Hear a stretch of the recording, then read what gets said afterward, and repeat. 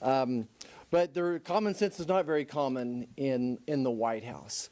The next story I would relate is this president turns his head when there's 300 ghost ships, Iranian ghost ships that are smuggling Russian oil to China. He lets that goes on, but he attacks small oil and gas producers in Kansas, let alone some of these larger fields going on as well. It must be National Fly-In Week, but certainly we're turning 20 or 30 groups at a time through our office.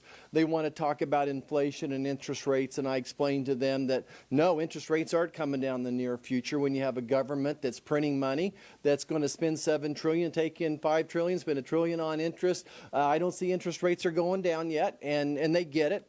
And then they talk, well, what about energy prices? Goodness, we're paying 50% more for gas prices today at the pump than we were several years ago. Our utilities at our home up a third. What can you do about that?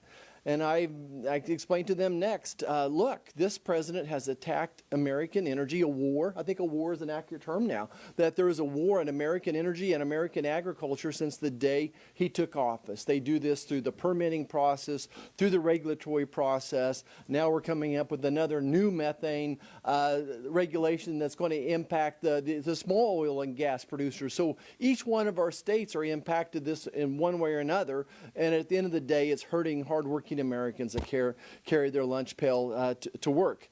I don't get it. I don't know why this president hates middle class, but he does. And we're seeing it with the prices of groceries, the prices of gasoline every day as well.